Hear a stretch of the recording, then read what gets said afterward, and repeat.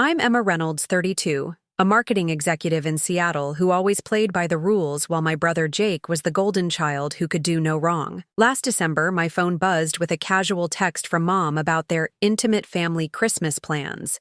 Plans that somehow didn't include me. Before I could process that blow, I received an email with an $8,100 invoice for Jake's Hawaiian rehabilitation trip.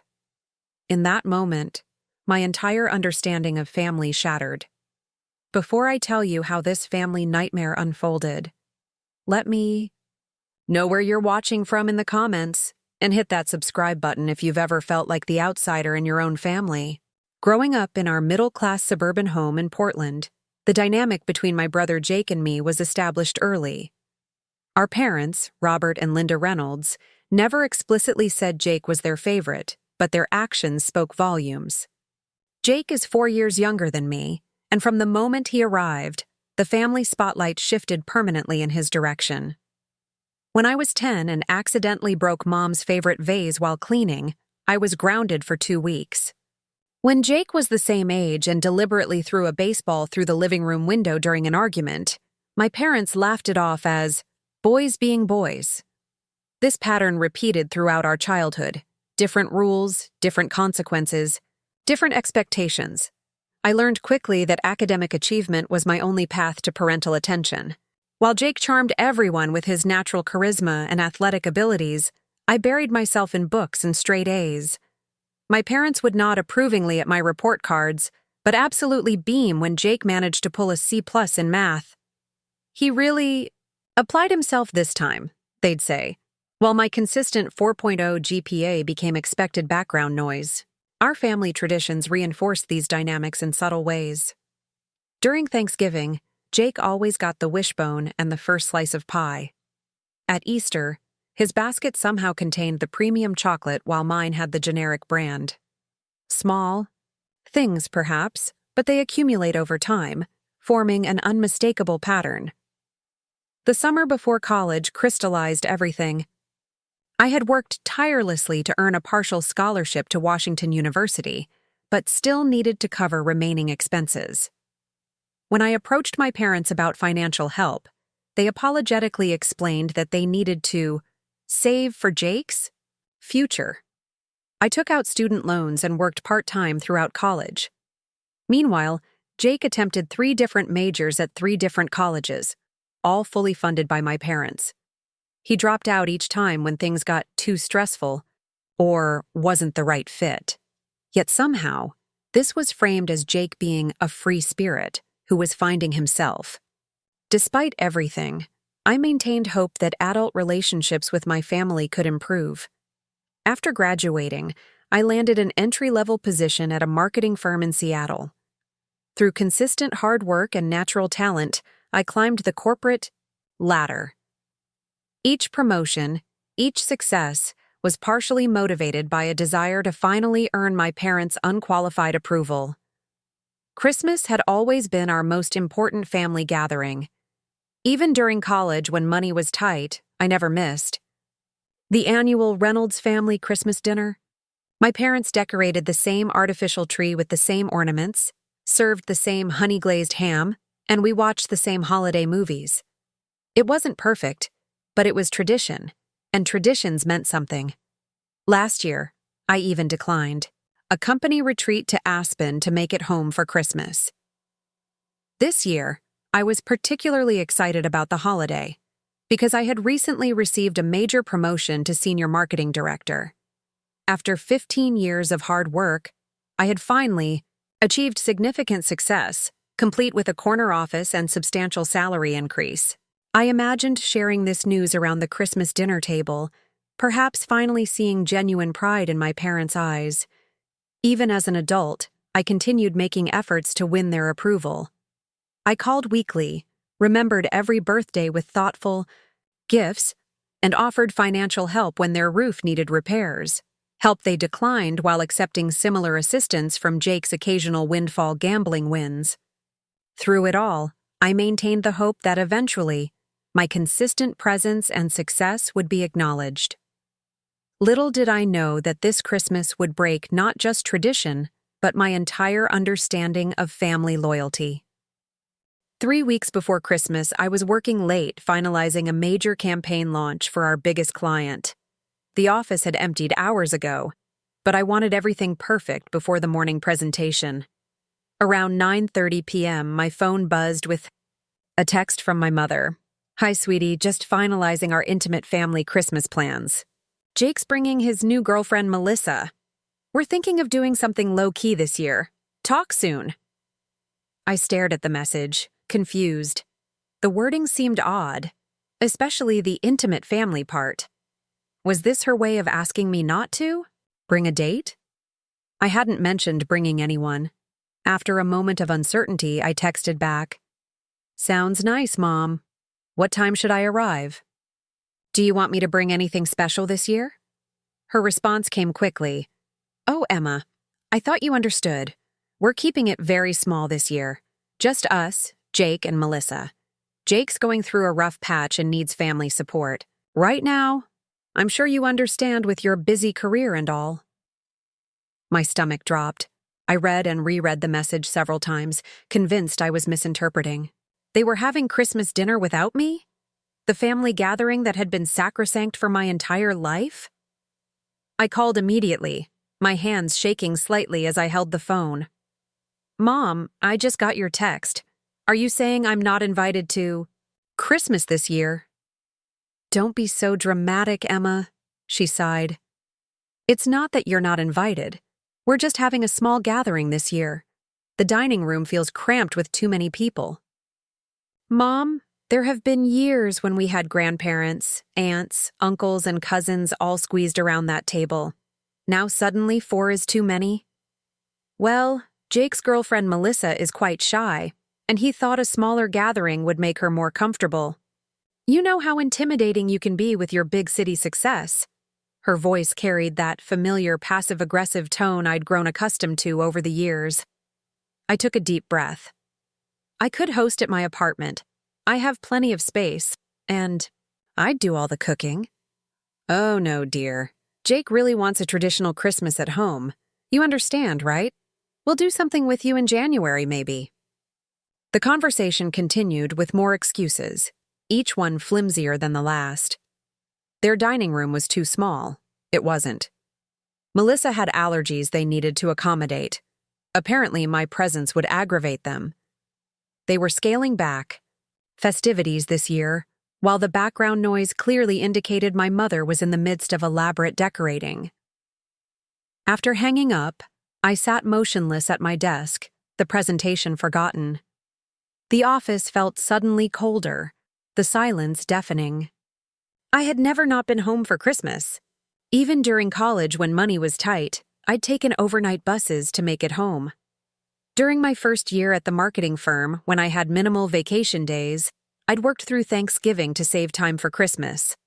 I called my best friend, Rachel, needing to hear a voice that actually wanted to speak to me. "They did what?" Rachel's outrage was immediate and validating. "After everything you do for them? That's beyond hurtful, Emma. That's just cruel." "Maybe Jake really is going through something serious," I said, still making excuses for them. "Stop it," Rachel interrupted. "You always do this. They treat you like an afterthought, and you bend over backward to justify it. When was the last time they rearranged their plans for you?" Her question hung in the air. I couldn't remember a single instance. "Look," Rachel continued more gently, "come to my place for Christmas. Michael and I are hosting a few friends, people who actually appreciate you." I thanked her but remained non-committal. Part of me still hoped this was all a misunderstanding that would be cleared up. Perhaps my father would call tomorrow, embarrassed by my mother's behavior, and extend a proper invitation. That call never came. Instead, what arrived was something far worse. 5 days after the text message bombshell, I was still processing the Christmas exclusion while trying to focus on work. My team had nailed the presentation, securing the client for another year, but the professional victory felt hollow against the personal rejection. During my lunch break, I was scrolling through emails when one from my father appeared with the subject line, "Your contribution needed." Thinking perhaps it was for a Christmas charity drive they participated in annually, I opened it immediately. What I found instead made me choke on my sandwich. The email contained a formal invoice for $8,100, meticulously itemized under the heading, Jake's Hawaiian Rehabilitation Trip. The breakdown was astounding in its audacity. First-class round-trip airfare for Jake, $1,800, 2 weeks at Oceanside Wellness Resort, $3,600, daily therapy sessions, $2,500, recreational healing activities, which appeared to be golf, scuba diving, and sunset cruises. $800, meal plan, $400. The accompanying note read, Emma, as you know, Jake has been going through some difficulties lately. His relationship with Caitlin ended badly, and he's between jobs again. His therapist suggested a restorative retreat would be beneficial for his mental health. As family, we need to support each other through tough times. Your mother and I are covering half the cost, and we're confident you'll want to contribute your share. We can discuss payment methods when you respond. Dad, not a word about Christmas, not a hint of irony about excluding me from family gatherings while expecting me to foot the bill for Jake's luxury vacation disguised as therapy. The breathtaking entitlement of it all left me speechless. I walked to the bathroom, locked myself in a stall, and allowed silent tears of anger and disbelief. After composing myself, I returned to my desk and called my mother. Mom, I just received Dad's email about Jake's trip. Oh, good. Did you send the money already? The resort needs a deposit by Friday. Her casual tone suggested this was a completely reasonable request. Mom, you uninvite me from Christmas and then ask me for $8,000 for Jake's vacation? It's not a vacation, Emma, she corrected sharply. It's a therapeutic retreat. And don't be so selfish. You've always had everything easy. Great job, nice apartment, perfect health. Jake struggles with his emotions. You've never understood what that's like. The conversation deteriorated from there. My mother deployed every manipulation tactic in her arsenal: guilt, comparison, obligation, even invoking family ancestors who would be ashamed of my reluctance to help. Jake would do it for you, she insisted. Would he? Has he ever? When I needed help with the security deposit for my first apartment and asked to borrow $800, which I planned to repay. You told me I needed to learn financial independence. Now Jake needs a first-class ticket to Hawaii, and suddenly family means unconditional financial support? That was different, she snapped. You've always been stronger than Jake. Being stronger doesn't mean I should be taken advantage of, I replied, my voice shaking with emotion. This isn't fair and you know it. Life isn't fair, Emma. Family helps family. Apparently only when the family member is Jake, I said, and ended the call before she could respond. I sat at my desk, physically ill from stress, my hands trembling. The double standard had never been so blatant, so impossible to rationalize away. For years, I'd told myself I was imagining the preferential treatment, that my parents loved us equally, but just expressed it differently. This invoice shattered that comforting fiction once and for all. As I stared at the detailed breakdown of Jake's luxury rehabilitation, something broke inside me. I'd spent my entire life trying to earn my place in this family, and it was never going to be enough. After a sleepless night replaying decades of unequal treatment, I made a decision. This pattern wouldn't change unless I forced a confrontation. No more texts, no more phone calls. This needed to happen face to face. I called in sick to work, for the first time in 3 years, and drove the 3 hours to Portland, arriving at my parents' house unannounced around noon. The front yard was transformed into a winter wonderland with more decorations than I'd ever seen them display. Twinkling lights outlined every window, an inflatable Santa and reindeer dominated the lawn, and a huge wreath adorned the front door. So much for scaling back the festivities. My mother answered the door, her smile faltering when she saw me. Emma, what a surprise. You should have called first. Would you have answered?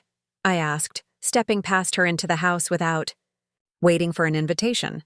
The interior was even more elaborate than the exterior. Garlands draped across every surface.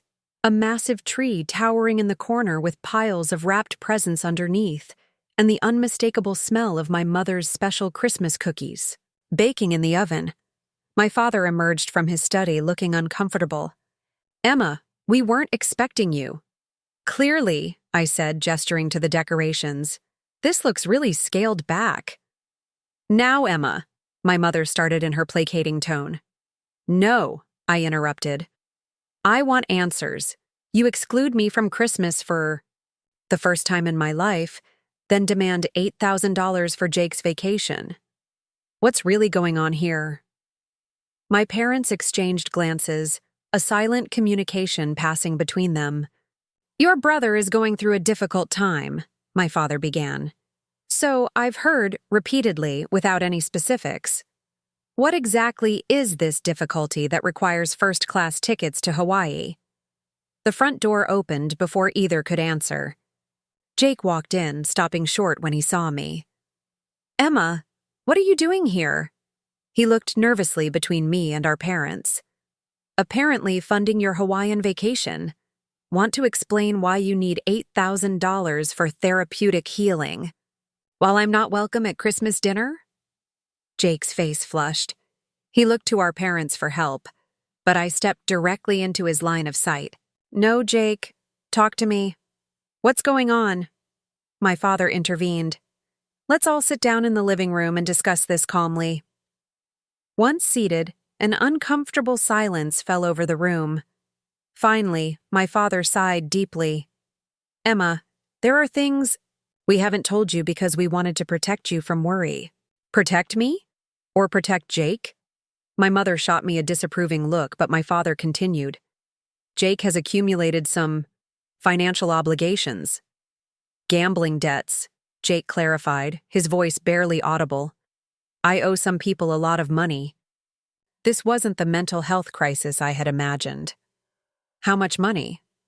Another exchange of glances before my father answered. "About $50,000. The amount shocked me into momentary silence. "We've already remortgaged the house to cover most of it," my mother added. "You remortgaged your home to pay Jake's gambling debts?" I couldn't keep the incredulity from my voice. "And now you want me to pay for his vacation?" "It's not a vacation," Jake insisted. "It's to get away from the guys I owe. They've been threatening me." "So this is about hiding, not healing," I clarified. Jake had the decency to look ashamed, but only briefly. "The Hawaii thing was Dad's idea, but the Christmas thing was mine," he admitted. "What do you mean?" "I knew if you came for Christmas, you'd ask questions about why they looked stressed, why the house was remortgaged. You notice everything. I thought if we just kept you away this year, they could get the money from you without you knowing the whole story." The calculated nature of the exclusion hit me harder than if it had been a thoughtless oversight. They had deliberately planned to keep me away while still extracting money from me. "Did either of you consider just telling me the truth and asking for help?" I asked my parents. "We were embarrassed," my mother admitted, "and we knew you'd lecture Jake about responsibility." "So your solution was to exclude me from family Christmas, lie about the reason, then send me an invoice with no explanation? Did you really think I'd just pay it without questions?" "We hoped you would," my father said quietly. "You've always been the responsible one." And there it was, the fundamental truth of my place in the family. I was the responsible one, which made me useful for financial bailouts, but expendable for family gatherings. Jake was the one who needed protection and support, no matter how self-inflicted his problems. Jake, apparently not reading the room, asked, "So will you help with the money or not? These guys aren't patient." I turned to look at my brother. Really look at him. At 28, he still had the demeanor of a teenager, expectant and entitled. There was no gratitude in his expression, no acknowledgement of the position he'd put everyone in, just the assumption that I would fall in line as I always had. "No," I said, the word falling like a stone in the silent room. I won't. Emma, my mother began. This isn't what family means, I continued, standing up. Family isn't using someone when it's convenient and discarding them when it's not. It isn't lying and manipulating to get what you want. It isn't decades of different standards and expectations.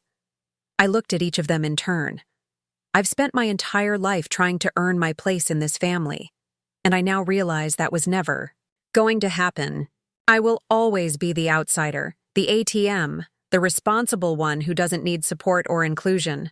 Well, I'm done. I walked toward the door, then turned back. Enjoy your intimate family Christmas. I hope it's worth it. The drive back to Seattle was a blur of tears and anger, but underneath it all was something new, a sense of clarity I'd never experienced before. I returned to my apartment emotionally exhausted, but somehow lighter, as if naming the dysfunction had released some of its power over me. I ignored the multiple calls and texts from my mother that started almost immediately after I left their house. My friend Rachel came over that evening with takeout and a sympathetic ear. My coworker Michael, who had covered for me at work, stopped by later with files I needed and stayed to offer his support as well. I still can't believe they did that, Rachel said, shaking her head in disbelief after hearing the full story. The Christmas thing was bad enough, but the invoice? That's next-level manipulation. The worst part is, I almost convinced myself. I was overreacting, I admitted. Like maybe I really was being selfish for not wanting to give Jake the money. That's what happens when someone gaslights you your entire life, Michael pointed out. You start to doubt your own reasonable reactions. Over the next week, I went through a range of emotions: grief, anger, relief, and confusion. After years of trying to earn my place in my family, accepting I would never succeed was both liberating and devastating. I scheduled an appointment with Dr. Winters, a therapist I had seen briefly after a difficult breakup 2 years earlier. She helped me contextualize what had happened within the larger pattern of my family dynamics. What you're describing is classic golden child char scapegoat dynamics, she explained. Your brother was designated as the family member who could do no wrong, while you became the responsible one who could never do enough right. But why? I asked. I tried so hard. It rarely has anything to do with the actual qualities or actions of the children, she said gently. These roles often fulfill some emotional need in the parents that has nothing to do with you personally. We discussed setting boundaries, something I'd never really done with my family before.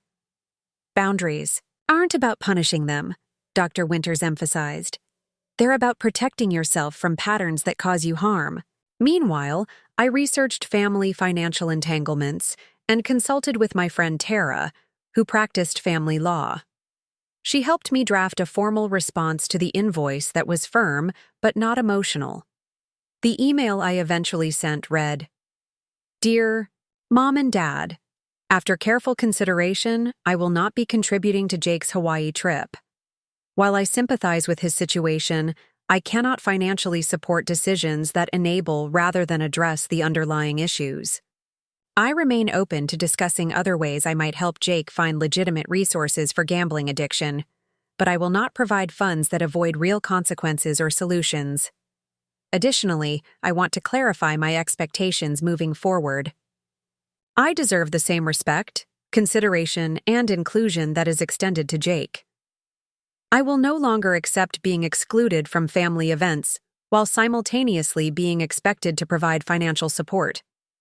I hope we can build a healthier relationship based on mutual respect, but that requires acknowledgement of the current imbalance. I love you and am open to conversation when you're ready to address these issues honestly. Emma. I felt a strange sense of power after sending it, not the angry power of my confrontation at their house, but something calmer and more sustainable. For the first time, I was defining the terms of my relationship with my family, rather than accepting whatever scraps of affection they offered. 3 days after sending the email, my father called. I almost didn't answer, but decided to stand firm in my new boundaries. "Emma, we've been thinking about what you said," he began, his voice uncharacteristically hesitant. "About the Hawaii trip?" "Yes. We're wondering if instead of the full amount, you could contribute maybe $3,000? Jake really needs to get away, and we're stretched thin with the mortgage situation." He hadn't heard me at all. Or perhaps he had heard but didn't believe I was serious. "Dad, did you read my email? I'm not contributing any money to Jake's trip. Not 8,000, not 3,000, not 300. But he's your brother," he said, as if that was the only argument needed. "Yes, he is, and he needs real help, not a vacation.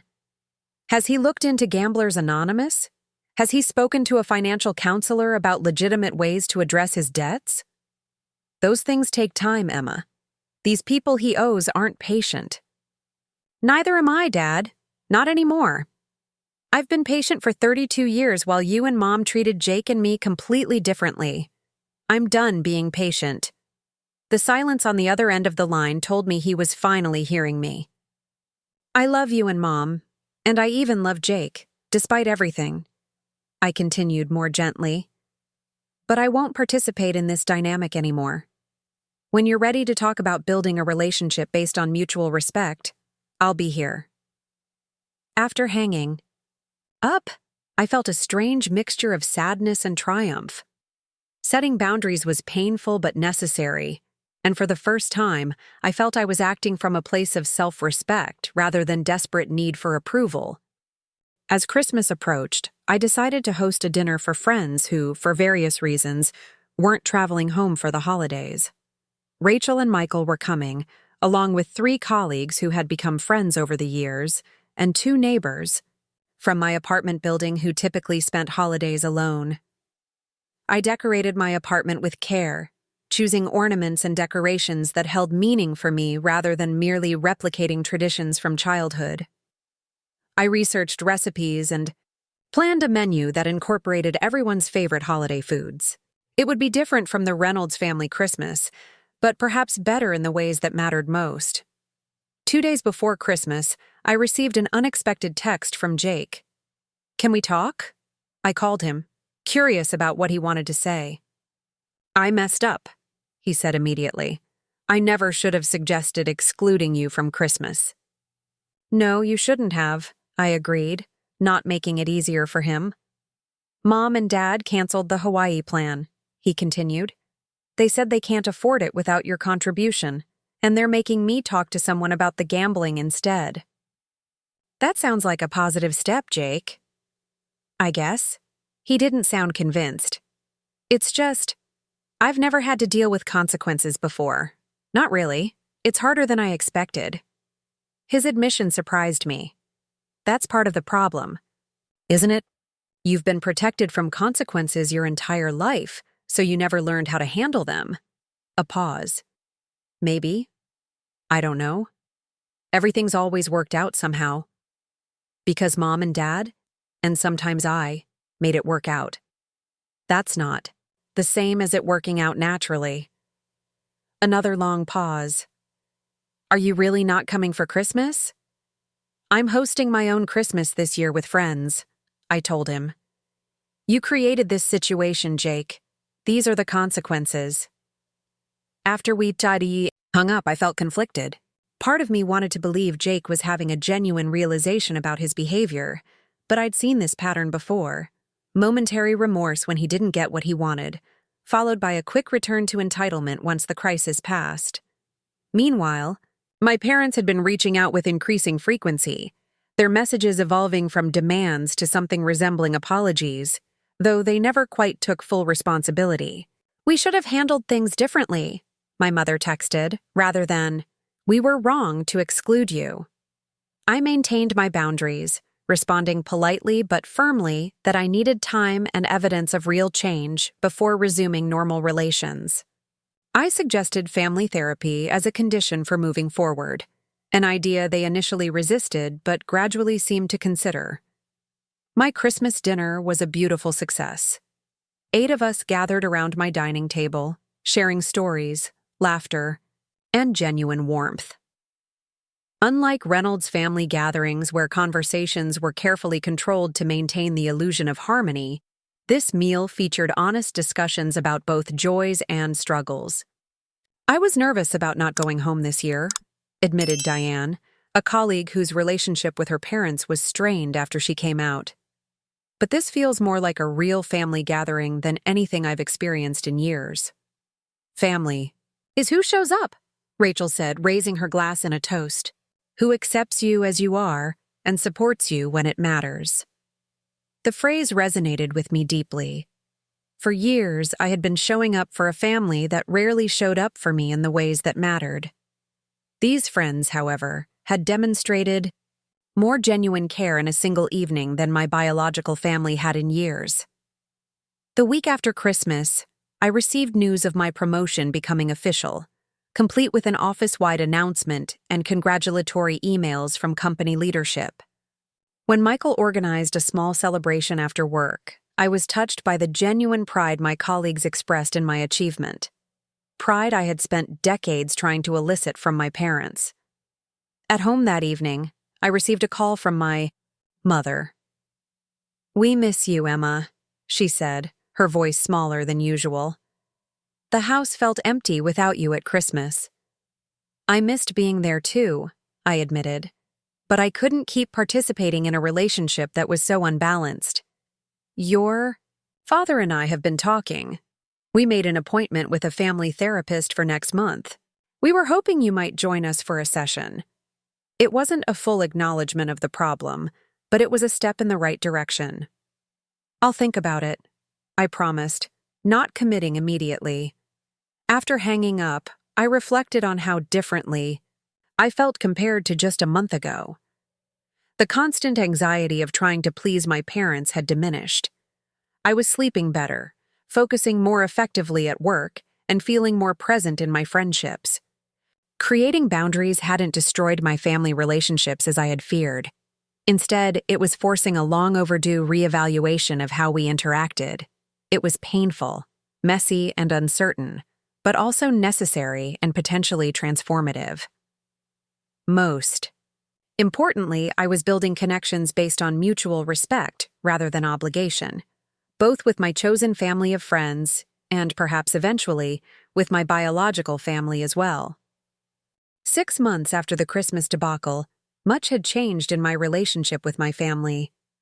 The path wasn't straightforward, and healing didn't happen overnight, but small shifts accumulated into significant transformation. After initially resisting, my parents attended 3 family therapy sessions with me. The first was tense and defensive, with my mother frequently using phrases like, "That's just how families are," and my father remaining mostly silent. By the third session, however, they began to recognize some of the patterns the therapist pointed out. "I never realized how differently we treated you and Jake," my mother admitted during our 4th session. "It wasn't intentional. Jake just always seemed to need more. And Emma always seemed so capable," my father added. "We took your strength for granted." It wasn't a complete transformation, but it was an acknowledgement I'd never expected to hear. Meanwhile, my parents' financial situation deteriorated further after they discovered Jake had hidden additional gambling debts. The house they'd lived in for 30 years was now at risk. When they called to tell me, I braced myself for another funding request.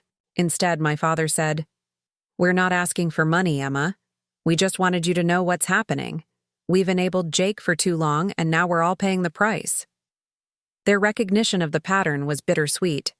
I offered emotional support and connections to financial advisors who might help them navigate their situation, but maintained my financial boundaries. Jake's journey was more complicated. After the initial shock of facing actual consequences, he reverted to old patterns, seeking other relatives who might bail him out. When that failed, he briefly blamed me for turning the family against him. Eventually, though, the reality of his situation forced him to take some responsibility. He joined a Gamblers Anonymous group and got a steady job for the first time in years.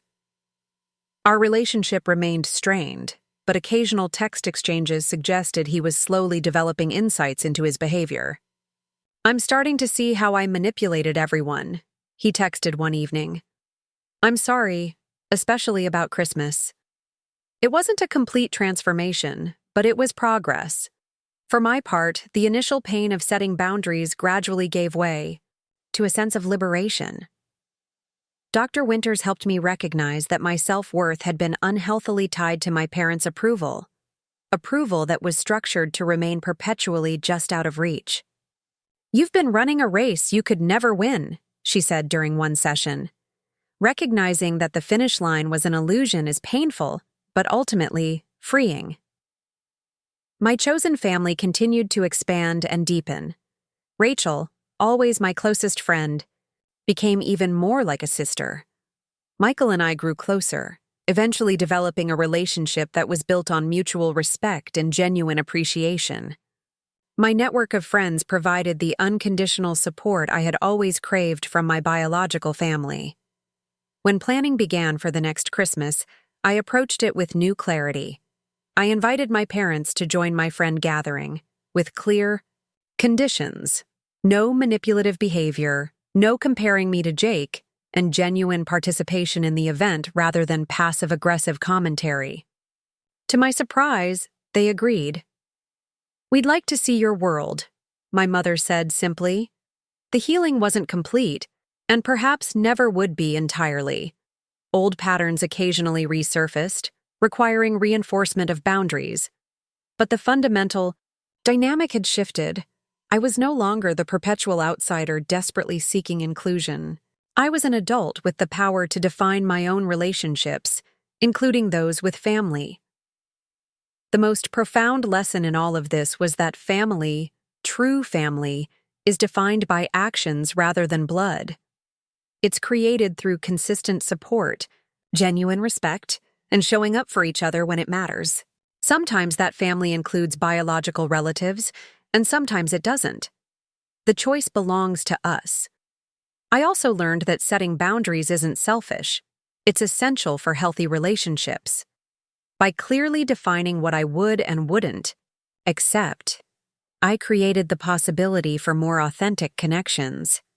Some relationships couldn't survive that authenticity, but those that did were stronger and more meaningful.